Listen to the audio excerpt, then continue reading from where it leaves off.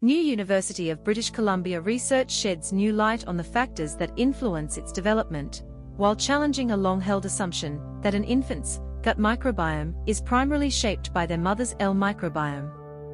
When babies are born, their guts are an almost sterile environment. But that changes quickly, as the baby's digestive system is home to trillions of microbial cells during their early development. This gut microbiome is an important part of overall health, and changes early in life have been associated with adverse health outcomes later on, including asthma and obesity. It has long been recognized that mode delivery and exposure of newborns to their mother's L microbiome at birth greatly influence the development of the infant's gut microbiome. This has led to the emergence of practices, such as L insemination, aimed at exposing babies born by cesarean section to their mother's L microbiome.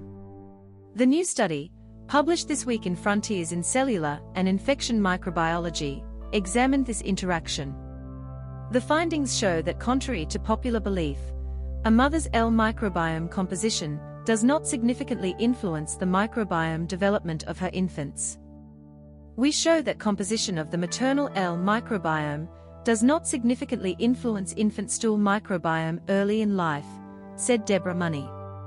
Exposure to the mother's microbiota during L delivery does not appear to constitute the infant stool microbiome, suggesting that there is no justification for insemination as a practice. A number of other factors are more influential in shaping an infant's gut microbiome, the researchers say. From this study and other follow-up studies, we were able to show transfer L bacteria into infant gut is limited, that maternal L microbiome does not make a major contribution to bacterial community develops in infants' gut after birth, said Scott Dos Santos, PhD candidate at University of Saskatchewan first author study. In contrast, other maternal sources such as breast milk exposure environment likely play a much larger role. The study is part of Maternal Microbiome Heritage Project, a collaboration between researchers at UBC, University of Saskatchewan, and Women's Health Research Institute at BC Women's Hospital and Health Centre. The project recruited more than 600 Canadian women planning to deliver both LLY and via cesarean, making it one of the largest mother-baby cohort studies to date.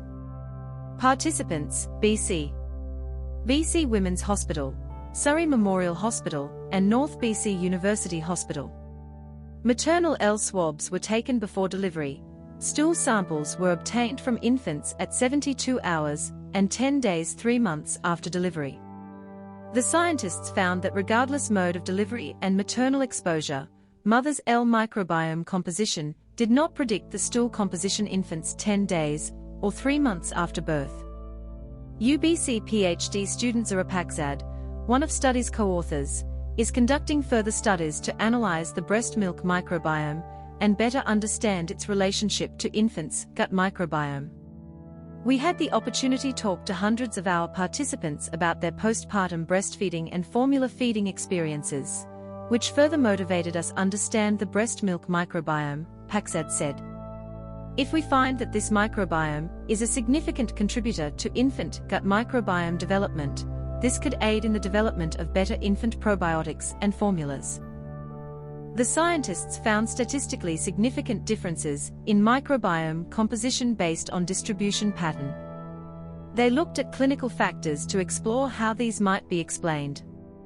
The differences we found between the fecal microbiome composition of infants by way of birth early in life seem to be mainly influenced by exposure to antibiotics during birth, Money said. This is something we hope to explore further. It's important that we understand other factors that influence gut microbiome development, including breastfeeding and antibiotic exposure, because the microbiome has such a huge impact on a child's overall health. Interview language English.